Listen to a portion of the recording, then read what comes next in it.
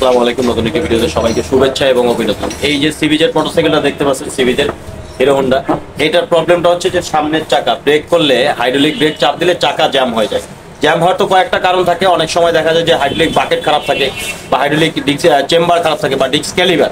এইটার প্রবলেমটা হচ্ছে ডিস্ক ক্যালিভার। ডিস্ক ক্যালিভারটা খুলে সেটাকে সার্ভিসিং করব, পলিশ করব, পিস্টন এবং সিল সহকারে সবকিছু বের করে পলিশ করে আবার সেট আপ করে লাগিয়ে আপনাদেরকে দেখাবো যে ব্রেকটা জ্যাম হয় কিনা, কিভাবে পলিশ করতে হয় এবং ক্যালিভারের ভিতরে কি কি থাকে, A to Z সবকিছু ইনফরমেশন শেয়ার করবে এই ভিডিওতে। যারা চ্যানেল নতুন অবশ্যই চ্যানেলটিকে সাবস্ক্রাইব করবেন, যারা অলরেডি সাবস্ক্রাইব করছেন তাদেরকে অসংখ্য ধন্যবাদ। চলুন তাহলে দেরি না করে ডিস্ক ক্যালিভারটা খুলে A to Z সবকিছু আপনাদেরকে দেখাবো কিভাবে পলিশ করতে হবে, কি দিয়ে পলিশ করতে হবে। চলুন ভিডিওটা শুরু করা যাক। তো দেখুন, যেহেতু চাকা জ্যাম হতো সামনের দিকটাতে এই ক্যালিভারে পিস্টনটা জ্যাম হয়ে যেত, ভিতরে পিস্টন থাকে দুটি, সেটাকে কিন্তু খুলে বের করা হয়েছে এবং এখানে 4টি সিল থাকে, রাবারের সিল থাকে এবং পিস্টন থাকে দুটি।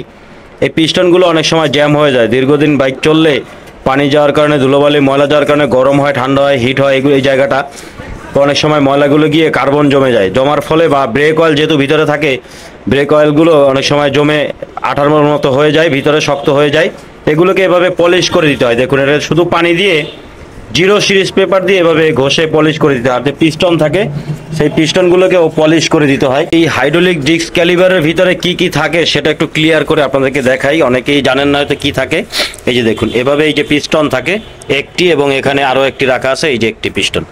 এগুলোকে এই যে দেখুন সাইডটাকে ভালোভাবে ঘষে পলিশ করা হয়েছে। এই যে দেখুন, একদম প্লেন করে দেওয়া হয়েছে, একদম পলিশ করে ফ্রেশ করে দেওয়া হয়েছে। যদি বেশি খারাপ হয়, বেশি দিন পুরনো হলে, টেম্পার গেলে এইগুলো মাথাগুলো এই মুখের সাইডটা ফুলে যায়, তখন হচ্ছে যে এগুলো চেঞ্জ করে ফেলতে হয়, একদম ক্যালিভার সহ চেঞ্জ করতে হয়।